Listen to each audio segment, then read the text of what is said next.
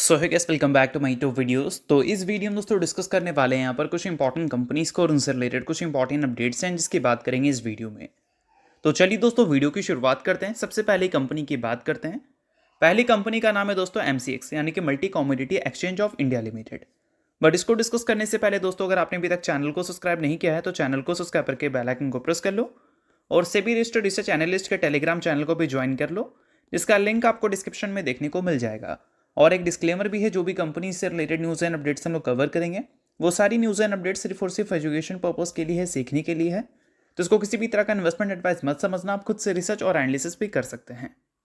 तो चलिए दोस्तों वीडियो की शुरुआत करते हैं। सबसे पहले बात करते हैं MCX से रिलेटेड कुछ इंपॉर्टेंट न्यूज़ एंड अपडेट्स के बारे में।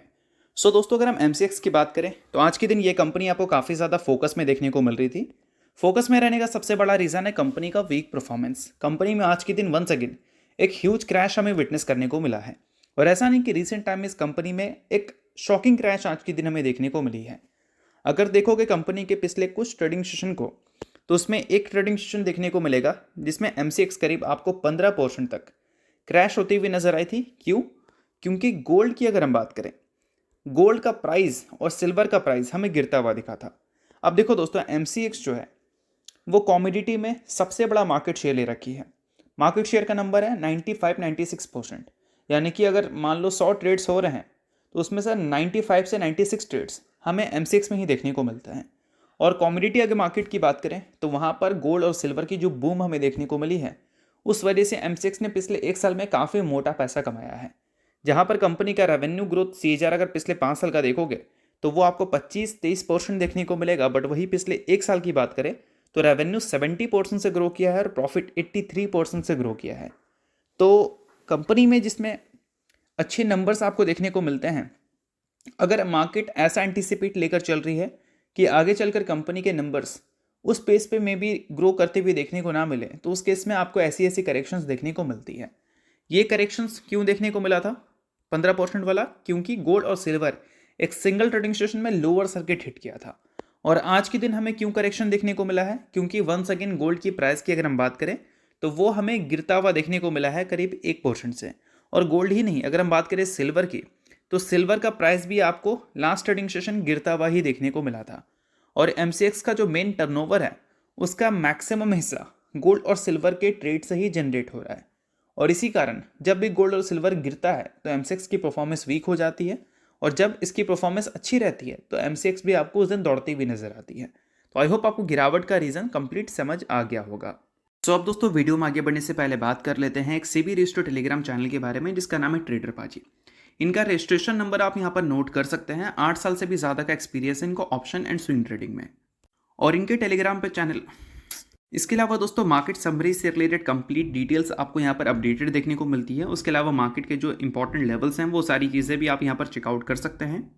साथ में दोस्तों कंपनी के टेक्निकल्स को प्रॉपर एनालिसिस कर यहाँ पर अपडेट किया जाता है, जिसको भी चेकआउट आप कर सकते हैं बिल्कुल फ्री ऑफ कॉस्ट। तो लिंक आपको डिस्क्रिप्शन में देखने को मिल जाएगा, लिंक के थ्रू जाकर चैनल को बिल्कुल फ्री में आप ज्वाइन कर सकते हैं।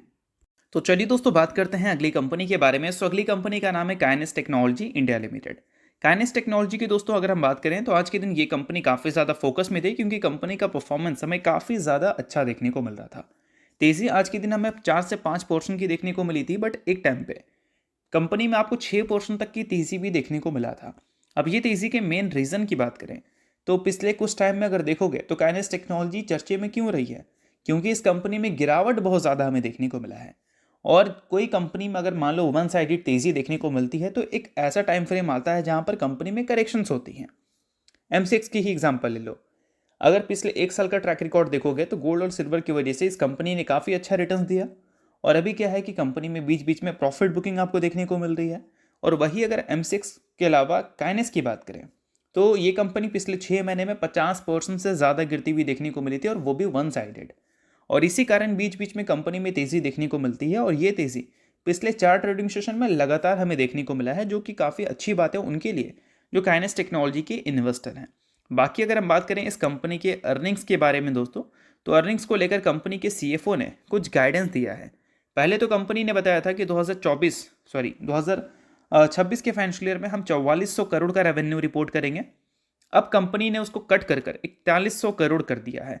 बट एक अच्छी बात है कि कंपनी ने EBITDA मार्जिन को मेंटेन किया है। अगर EBITDA मार्जिन को कंपनी कम करती तो इसका मतलब ये था कि कंपनी के रेवेन्यू के साथ प्रॉफिट में भी एक अच्छा डैमेज हमें देखने को मिलता है। बट कहीं ना कहीं रेवेन्यू को कट करना और EBITDA को मेंटेन करना ये कंपनी के लिए एक थोड़ी सी पॉजिटिव चीज़ है, क्योंकि अगर यहाँ पर EBITDA कट हो जाता, सॉरी EBITDA मार्जिन कट हो जाता, तो उस केस में कंपनी के प्रॉफिट गिरती, जिसकी मार्केट उम्मीद लगाकर नहीं चल रही थी। और ये सारी चीज़ों की वजह से थोड़ी सी रिकवरी आपको काइनेस ज़रूर फेस करती हुई दिख रही है। साथ में एक और रीज़न है, उसको भी मैं आपको समझाऊंगा। बट उसके अलावा बात करें अगली कंपनी के बारे में, तो नाम है दोस्तों डिक्सन टेक्नोलॉजीज इंडिया लिमिटेड। आज के दिन इस कंपनी का भी माहौल थोड़ा सा आपको बेहतर देखने को मिला था। ये कंपनी भी चर्चे में रही है गिरावट के कारण। क्यों भाई? क्योंकि अगर हम कंपनी के बिजनेस की बात करें तो डिमांड अगर देखोगे तो उसमें एक इंडिकेशन है कि स्लोडाउन हमें देखने को मिल सकती है डिमांड में। और कंपनी का वैल्यूएशन रिफ्लेक्ट कर रहा है कंपनी के बोल सकते हैं अर्निंग्स को। मतलब कहने का सिंपल ये है कि अर्निंग्स के बेसिस पे कंपनी का जो वैल्यूएशन है वो कंपनी को ओवर वैल्यूड दिखा रहा है। और डिमांड अगर स्लोडाउन की रिपोर्ट्स अगर हमें देखने को मिल रही है तो इसका मतलब ये है कि आगे चलकर डिक्सन के नंबर हो सकता है कि पहले जैसे देखने को ना मिले, और इस कारण डिक्सन टेक्नोलॉजी के जो अर्निंग्स हैं वो वैल्यूएशन को मैच ना कर पाए। ठीक है, बट सबसे इंपॉर्टेंट बात यह है कि डिक्सन टेक्नोलॉजी अभी जो गिरी है उसका सबसे बड़ा रीज़न है ऑपरेटिंग प्रॉफिट मार्जिन। अभी कंपनी का ऑपरेटिंग प्रॉफिट मार्जिन कमज़ोर नहीं हुआ है। रिपोर्ट यहाँ पर यह कह रही है कि मेमोरी के जो प्राइजेस बढ़े हैं उस केस में कंपनी का जो इनपुट कॉस्ट है, रॉ मटेरियल है, वो महंगा हो सकता है। और इस कारण क्या है कि डिमांड तो कम होगी बट कंपनी को प्रोडक्ट बनाने के लिए जो खर्चे करने पड़ते थे वो ज़्यादा करने पड़ेंगे। और ऑलरेडी कंपनी का जो ऑपरेटिंग प्रॉफिट मार्जिन है वो हाई फाई नहीं है, 4-3% पे ही हमें देखने को मिलती है। वो अगर 1% से भी नीचे जाएगा या 0.5% से भी नीचे जाएगा तो वो प्रॉफिट में एक बड़ा डैमेज क्रिएट करेगा। और इसी वजह से डिक्सन आपको गिरावट रिपोर्ट करती हुई दिखी है। बट इन सारी चीज़ों को अगर हम हटा दें, क्योंकि ये सारी चीज़ें तो पहले की हो गई, डिक्सन से रिलेटेड कुछ पॉजिटिव चीज़ों के बारे में अगर हम बात करें तो अभी बजट में हमें कुछ पॉजिटिव चीज़ें देखने को मिली थी।